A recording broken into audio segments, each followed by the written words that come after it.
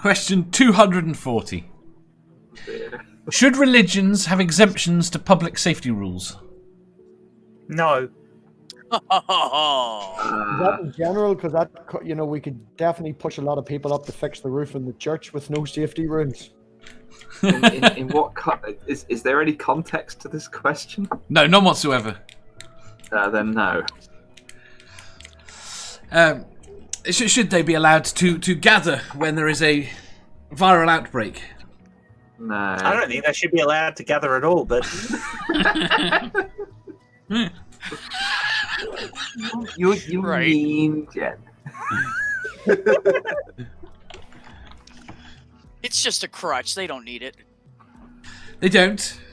And there's nothing they couldn't do remotely now, apart from pass around the collection plate.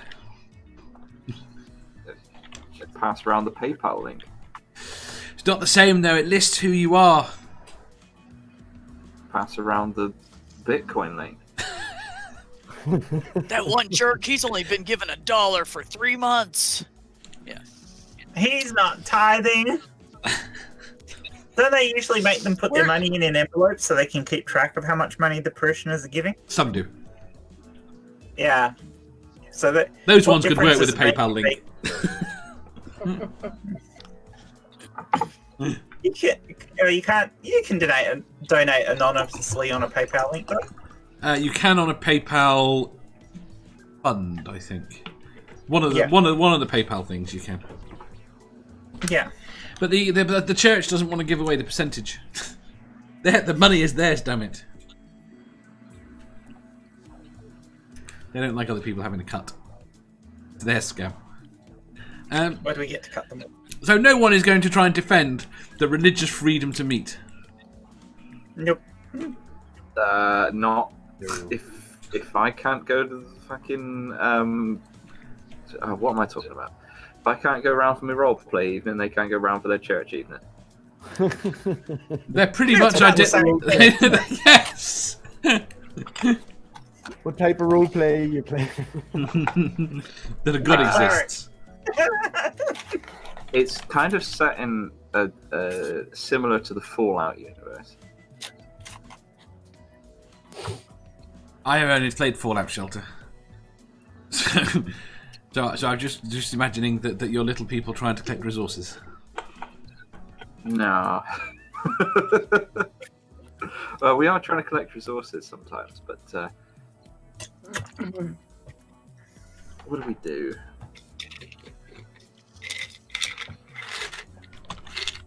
Oh, we tortured a guy, but we probably shouldn't get into that. You tortured someone. Yeah, it was part of the. We had to find out where the stuff was. Tom says, "I don't need to defend the religious freedom to free assembly. I defend all natural rights to free association." Okay. But again, does that count if that is harmful to others? It's like, screaming fire in a crowded theater. Yeah. It's free speech only goes so far. Yes. Same idea. It's one of those things where, rights-wise, I think the right to privacy is probably wrong. Oddly enough. Oh, I disagree with you there. No, I think you have to give up something to function in society, and we can have freedom to assembly. We could keep our freedom to assemble, right? Within the context of public safety, but on that basis, I want to know what that person has been doing, that person has been to that assembly. Their right to privacy is compromised by their assembling in an unsafe fashion. That's very badly explained. Yes, but I think I get the point you're making. I agree. Yeah, it's not that I'm against the right to privacy in its own right, but yeah, no, I understand you now. I think the position should be that, as at the present time, assembling in that way is demonstrably harmful. Doing it infringes on other people's rights to not get fucking dead. Yes. Intellectual Iconoclasm says, at a certain point we must accept a temporary infringement of social order to ensure that social order will be thereafter. Yep. You know, I think if they want to gather and then just go home and nobody from their family or any of them ever leave their home except to go to Sunday service, then I don't care.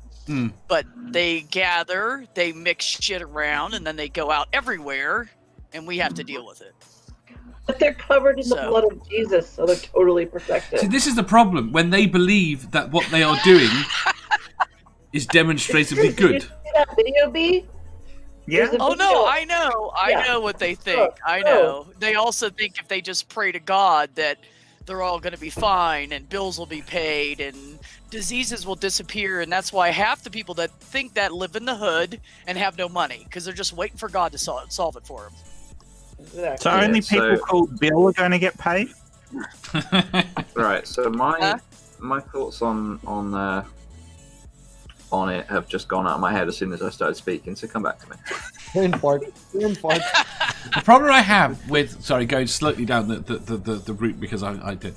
My issue is how you access data or the information you have access to needs to be specific rather than generic. And I sum this up like this. Dave. Yeah.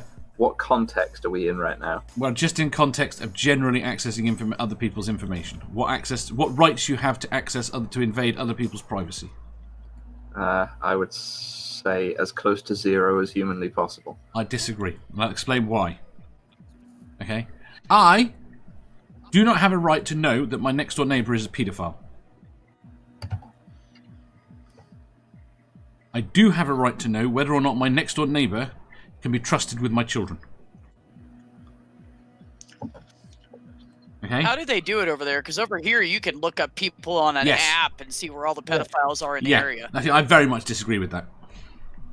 I consider that a massive. I don't. No, I don't see I don't see what relevance it matters. All that's important is whether or not. No, it does matter.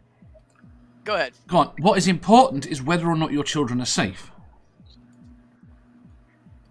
Right. Yeah? Where that person lives, what that person does, assuming they are in no way infringing on my children's safety, is none of my business. Does that make sense? But you're assuming they're not infringing on your children's safety. Entirely. This is where the conflict. Pedophiles are reoffenders. Right. This is where the conflict lies. Right. And my point being is I need to know whether or not my child is safe with that person. Right. That's what I need to know. I don't need to know what they've done, anything like that. I just need to know whether or not my child is safe around with that person. Can I trust that person? Have sex offender registry laws in the UK? Yes. Okay. But we don't have a right to know. The general public does not have access to that. No? No. Huh. It would. It can be disclosed in an enhanced disclosure thing, which is done by some employers when you're applying for certain jobs where you could be working with at-risk groups. Like when I was for care jobs I've done, I had to do an enhanced disclosure to see if I'd had any prior criminal convictions that would preclude me from working with vulnerable adults. Yes. But you couldn't just go to the database and see any of that unless you have an actual reason to be looking at it. Yes, and this is my point. And I use a nice big example with the paedophile or sexual offences because there's a nice black and white as to what we generally think about those things. But in everyday life, you don't have a right to know that your banker has committed fraud, but you do have a right to know whether or not they can be trusted to handle money or handle your money. Does that make sense? And this. Yeah, but that's implying you can trust someone, and you can't really truly trust anybody until you know them. Part of knowing them is knowing their background. Yes, and they are welcome to tell you that themselves. The question is whether or not that information is public. It's why we have licenses. It's why we license builders. It's why we have accounting licenses. These are things that usurp trust that say, can I trust that person? Right. Excuse me. We end up in a situation at the moment where we give too much away, especially by trying to put things in very narrow boxes. I mean, the sexual here, the sex is it the sex offenders register? Right, there are some massive problems with that because you've got people that if I talk to you through them, that you would consider a real threat on that list, and you have got people that a 16-year-old and a 15-year-old had consensual sex, and they're on that list. And you've got people who were once falsely accused of rape. I know it's statutory rape, right? But my point being, they are treated the same under the law and the list, and whether or not you can work with children 20 years from now. You've also got people on the list who were once falsely accused by a child in that they were teaching who had mental health issues and stuff like that. Yes. You don't have Romeo and Juliet laws, Dave? No, it's gotten that. No is the simple answer to that question. The rape laws in the UK are fucked up, Amanda. Men cannot be raped in the UK unless it's by other men. That's not what a Romeo and Juliet law is. No, but I'm just saying the rape laws in the UK are messed up.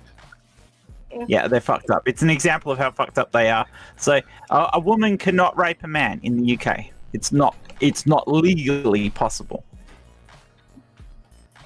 Which is stupid.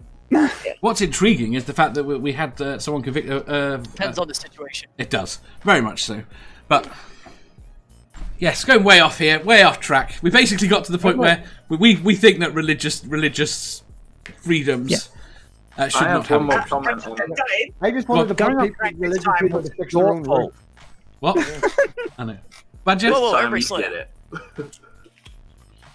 Go on, Badger. Yeah, I have one more comment on the privacy thing, which is that I am of the opinion that privacy is a right that most people voluntarily give up. Yeah, I think most things are, but yeah. But I am very much of the opinion that I do not give up that right, and I do not grant anyone access to any information I'm not comfortable with them having. And if they ask me for it, I tend to cut them out of my life. Yes. If they ask me for it... Why are you still talking to me? I constantly ask you. Let me put it this way. If they ask me for it in a way that implies they have a right to it. Oh, fair enough. If they ask me in a joking way, as most people that I chat to online do, then I don't really give a shit because it's all in fun. But if they ask me in a way that implies that I should have already told them, yes, then they can fuck right off, and I probably won't ever talk to them again. No, I completely agree, and I constantly argue with companies. I completely refuse to give information, and they are really object because I run my own domains. My email address for a company is their company name at my domain. So I know when they're hacked. I know when they have sold my data, and I go back to them and I bitch.